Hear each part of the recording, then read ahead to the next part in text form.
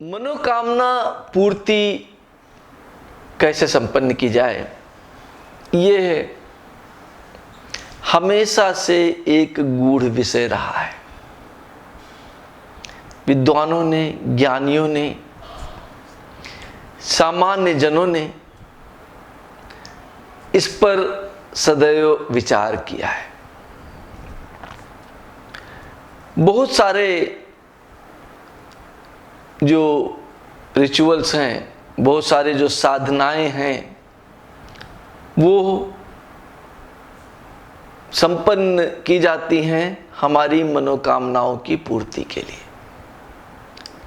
एक दिन एक साधारण सामान्य सा प्रश्न उठा एक हमारे सज्जन के मन में कि साधनाएं आप संपन्न करते हैं, साधनाओं से भगवत प्राप्ति होती है? मैंने कहा नहीं। साधनाओं का अंत, तपस्याओं का अंत भगवत प्राप्ति नहीं है। साधनाओं का अंत, तपस्याओं का अंत आपकी मनोवांछित सिद्धि प्राप्त करना है, आपकी किसी इच्छा को पूर्ण करना है। और जब इच्छाएं ना रहें तो ईश्वर तो अपने आप प्राप्त हो जाता है। ईश्वर को प्राप्त करने के लिए साधनाओं की हो सकता है आवश्यकता ना हो, पर ईश्वर की प्राप्ति के लिए साधनाएं करनी क्यों पड़ती हैं? क्योंकि आपके अंदर 11,000 इच्छाएं हैं, और वो जब तक 11,000 इच्छाएं या तो समाप्त नहीं होंगी या पूर्ण नहीं होंगी, तब तक आप तटस्थ नहीं बनेंगे, और जब तक तटस्थ नहीं बनेंगे तब तक ईश्वर प्राप्ति असंभव है। इसलिए मनोकामना पूर्ति का बहुत बड़ा महत्व हमारे शास्त्रों में दिया गया है। और साधनाओं को करते हुए भी कई बार हमें सफलता नहीं मिलती और हमारी मनोकामनाएं पूर्ण नहीं होती हैं। इसका प्रमुख कारण क्या है? इसका प्रमुख कारण है कि आपने जो भी अपने मन में ठान रखा है वही होगा। यदि आपके अंदर जरा सा शक है तो मैं सफल तो नहीं होऊंगा, आपने कहा है गुरुजी मैं कर लेता हूं पर सफल तो बड़ा मुश्किल काम है, ये संभव नहीं है, तो आप समझ लीजिए ये संभव नहीं है। क्योंकि आज इवन मॉडर्न साइंस में लॉ ऑफ अट्रैक्शन की बात कही जाती है। ये लॉ ऑफ अट्रैक्शन क्या है? आप जो कुछ बार बार सोचने लगते हैं, आपका मस्तिष्क, मुख्य रूप से दाहिनी तरफ का मस्तिष्क, आपको जाने अनजाने उसी दिशा में ले जाने का प्रयास करता है। मस्तिष्क भी एक अद्भुत चीज है। क्या है मस्तिष्क? जब मैं योग कराता हूं तो लोगों को एक आसन कराता हूं, हास्यासन। हास्यासन क्या है? पूर्ण रूप से अपने शरीर पर नियंत्रण न रख करके, पूर्ण रूप से नियंत्रण को छोड़ देते हुए हंसना है, बिना किसी कारण हंसना है। और मैं देखता हूं कि थोड़ी देर बिना कारण हंसते हंसते हम वास्तव में हंसने लग जाते हैं। ऐसे आप आज प्रैक्टिस करना, अब मेरी बात मत मानना, अपने घर जाना और हंसने लगना, बिना किसी कारण हंसने लगना, और थोड़ी देर बाद आप देखेंगे कि आपके पास खड़ा हुआ व्यक्ति भी हंसने लगा, और फिर उसको हंसता हुआ देखकर आप और हंसने लगे, आपको हंसता हुआ देखकर के वो और हंसने लगा, और इस प्रकार से आप हंसने लग जाते हैं। वास्तव में आप तो पहले तो एक्टिंग कर रहे थे हंसने की। क्यों? क्योंकि दिमाग के पास दिमाग नहीं है। वो आप जो करने लगते हो वो समझता है कि आप वास्तव में ही कर रहे हो। यदि आपने सुना हो, देखा हो, तो कई बार जो ये नायक नायिकाएं हैं, एक्टर्स एंड एक्ट्रेसेस हैं, ये अपने आप को बार बार प्रैक्टिस करते हुए, बार बार प्रयास करते हुए कैरेक्टर में, उस आचरण में ढाल लेती हैं। और बहुत बार तो इतनी खराब स्थिति हो जाती कि आत्महत्या तक कर लेती हैं। क्यों? क्योंकि वो जो कैरेक्टर वो निभा रही होती हैं, मस्तिष्क ये समझने लगता है कि यही इनका वास्तविक जीवन है। आप 10-5 बार 15 बार लक्ष्मीबाई का रोल कीजिए,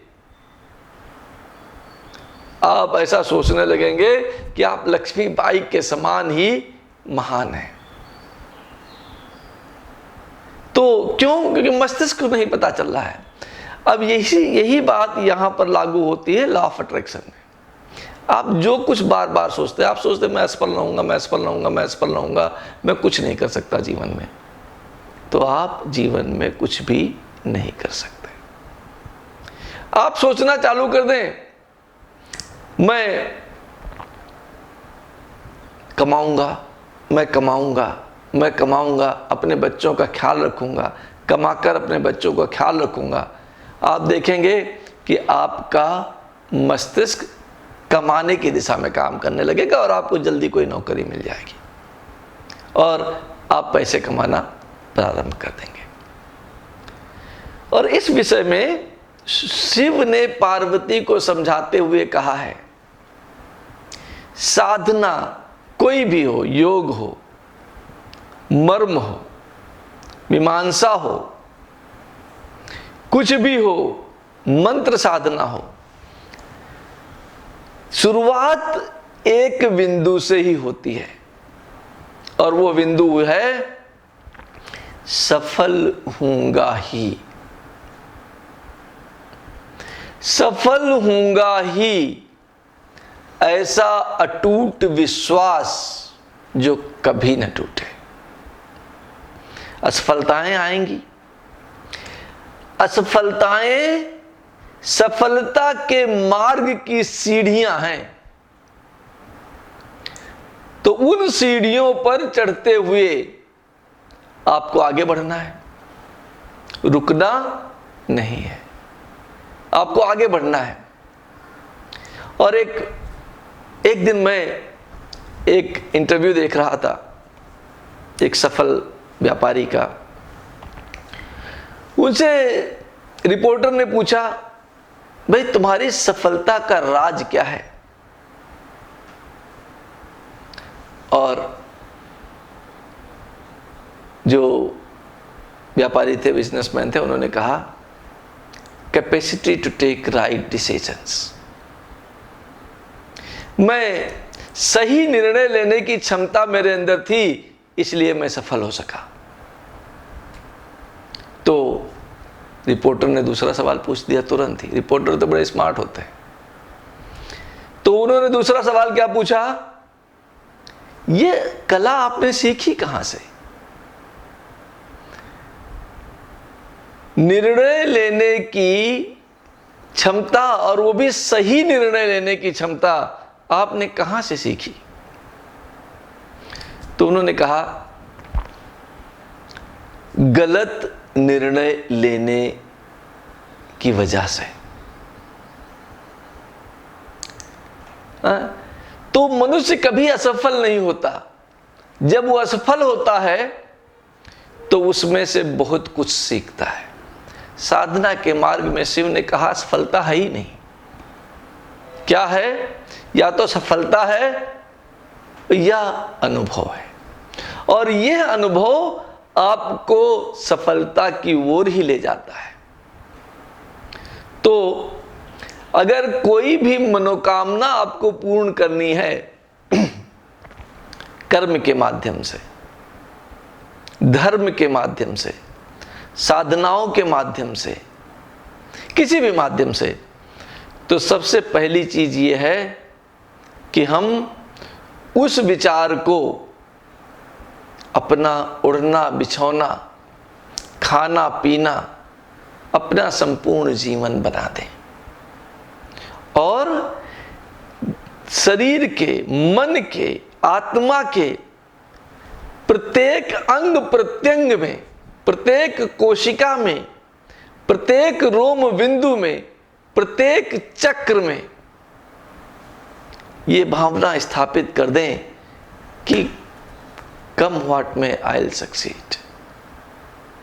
कुछ भी हो जाए मुझे तो सफल होना ही है। कुछ भी हो जाए मुझे तो सफल होना ही है। और सफलता का मार्ग मित्रों थोड़ा कठिन होता है, और कठिनाई क्या है? कठिनाई भी अगर आप लें, अगर आप समझें तो कठिनाई है। एक साधारण व्यक्ति मिलिट्री की ट्रेनिंग को देख करके सोचता है ये कठिन है, दूसरा है वो उस मिलिट्री की ट्रेनिंग को करता है, उसको नहीं कठिनाई महसूस होती। तो कठिनाई भी आपके परसेप्शन पर, आपके धारण करने की क्षमता पर निर्भर करता है, वरना इस जीवन में, इस पृथ्वी पर कुछ भी कठिन नहीं है। तो अब फिर से हम सोचे मनोकामना को पूर्ण कैसे करें। पहले तो सफल होऊंगा ही ऐसा अटूट विश्वास जो कभी न टूटे, इसके साथ ही आप कार्य को करना प्रारंभ करें और तब तक करते रहें, तब तक थके नहीं जब तक आप अपने गंतव्य पर न पहुंच जाएं। कोई कारण नहीं है कि आप अपने गंतव्य पर नहीं पहुंचेंगे। आपकी मनोकामना पूर्ण होगी ही। आपकी मनोकामना पूर्ण होगी ही केवल इस विचारधारा के साथ कि सफल होऊंगा ही और सफलता के लिए कार्य करना है। उस कार्य को अथक, बिना थके हुए निरंतर करते रहना है, तब तक जब तक कि अभीष्ट की सिद्धि प्राप्त नहीं हो जाती, जब तक कि हमारी मनोकामना पूर्ण नहीं हो जाती। और यही मनोकामना पूर्ति का सही मार्ग है। धन्यवाद, आभार।